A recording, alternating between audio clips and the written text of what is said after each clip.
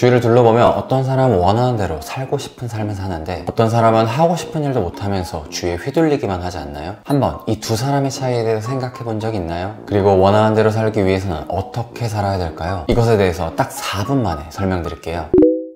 책 양수인간에서는 인간을 두 종류로 나누고 있어요. 원하는 삶을 사는 양수인간, 원하는 삶을 살지 못하는 음수인간, 이렇게요. 그리고 이들은 결정적인 차이가 두 가지가 있다고 합니다. 첫 번째로 나에게 좋은 피드백을 찾는 것입니다. 8문제나 맞췄구나, 정말 똑똑하구나, 8문제나 맞췄구나, 정말 노력했구나. 둘 다 칭찬인데도 뉘앙스가 다르죠. 그리고 이 차이를 아는 것이 양수인간의 조건이라고 해요. 정말 똑똑하구나 와 같이 재능에 대한 피드백을 찾는 사람은 나 자신을 재능과 동일시하기 때문에 실패 자체를 자기 자신과 동일시하는 경향이 있다고 해요. 그래서 어려운 상황을 마주했을 때 포기해버린다고 해요. 하지만 정말 노력했구나와 같이 자신의 노력에 대해서 피드백을 찾는 사람들은 나의 실패를 자기 자신과 동일시하지는 않기 때문에 당장은 결과가 잘 나오지 않는다고 할지라도 꾸준히 포기하지 않고 계속해서 한다고 합니다. 이게 바로 심리학자 캐럴 드웨이의 마인드셋 이론이고 양수인간과 음수인간을 가르는 결정적인 차이라고 합니다. 실제로 연구에서도 재능에 대한 칭찬을 받은 아이들은 더 어려운 문제를 풀려고 하지 않았지만 노력에 대해서 칭찬을 받은 아이들은 더 어려운 문제를 풀려고 기꺼이 노력했다고 합니다. 그러면 실패를 하더라도 계속해서 나아가기 위해서는 어떻게 해야 될까요? 네, 실패 자체를 자기 자신과 동일시하지 않는 것이에요. 다이어트를 실패한 것이 나의 인생 자체를 실패한 것이 아니고 그 시험에 떨어지게 된 것이 내 인생 자체가 실패한 것은 아니에요. 그리고 이것은 말뿐인 위로가 아니라 진짜로 나아지기 위해서 필요한 피드백인 거죠. 이처럼 좋은 피드백이라는 것은 굉장히 중요해요. 그리고 책에서는 내가 원하는 대로 뭔가를 하기 위해서는 나 자신에 대해서 좋은 피드백을 계속해서 줘야 되는데 재능에 대한 피드백보다는 노력에 대한 피드백을 줘야 된다고 강조하고 있어요. 두 번째로 내 한계를 아는 것입니다. 나에게 좋은 피드백을 주기 위해서는 나 자신에 대해서, 나의 한계에 대해서 알아야 돼요. 하지만 대부분은 자신에 대해서 잘 모를 뿐만 아니라 과신하는 경향이 있죠. 하버드 대학의 심리학자 앨런 링건은 이를 통제 환상이라고 얘기했거든요. 자신에게 결과를 통제하는 힘이 있을 것이다 라고 막연히 믿는 태도를 말해요. 하지만 내가 바꿀 수 있는 것과 내가 바꿀 수 없는 것은 명확히 존재합니다. 그리고 이를 알기 위해서는 명확히 내 한계를 알아야 돼요.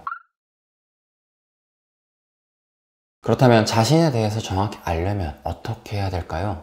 책에서는 이렇게 설명하거든요. 근데 너무 복잡하니까 간단하게 이걸로 볼게요. 결국 핵심은 난이도 조절이거든요. 뭔가를 할 때 우리는 너무 어려우면 불안을 느낀다고 해요. 반대로 너무 쉬우면 우리는 지루함을 느낀다고 하고요. 이 불안과 지루함 둘 다 뭔가를 계속하는 것에 동기를 떨어뜨리고 둘 다 자신에 대해서 잘 모르기 때문에 난이도 조절을 실패했기 때문에 무언가를 할 수 없게 만든다 라고 합니다. 하지만 내 능력과 난이도가 적절한 순간이 되면은 우리는 무언가를 할 때 시간 가는 줄 모르고 계속해서 집중한다고 해요. 다들 한 번쯤은 정신없이 뭔가에 빠져가지고 시간 가는 줄 모르고 해본 적 있죠? 바로 그것이 집중하는 순간, 심리학적으로는 플로우라는 개념으로 설명해요. 그리고 이러한 몰입의 순간에 도달하기 위해서는 내 능력과 난이도를 적절히 조절하는 것이 핵심이다 라고 심리학자 미하일 칙센트미하일은 설명합니다. 또 책에서는 이 몰입의 순간을 계속적으로 찾는 것이야말로 내가 양수인간이 될 수 있는 방법 이다라고 설명하고요. 그러니까 뭔가를 할 때 그냥 뭔가를 하지 말고 내가 그 난이도를 어떻게 받아들이는지에 대해 생각해 보세요. 간단히 내가 불안감을 느낀다면 너무 난이도가 어려운 거니까 난이도를 조금 줄이면 되고, 내가 지루함을 느낀다면 너무 쉬운 거니까 난이도를 조금 높여서 쭉쭉 치고 나가면 됩니다. 요지는 난이도 조절을 통해서 계속해서 내가 그 행동을 할 수 있도록 스스로를 조정하는 것입니다. 불우한 환경 속에서 자라난 사람은 음수인간이 될 가능성이 높아요. 그건 어쩔 수 없습니다. 그 악순환을 끊어내야 되거든요. 그 악순환을 끊어내기 위해서는 지금의 환경에서 전혀 듣지 못했던 말이나 생각이나 행동을 해야 돼요.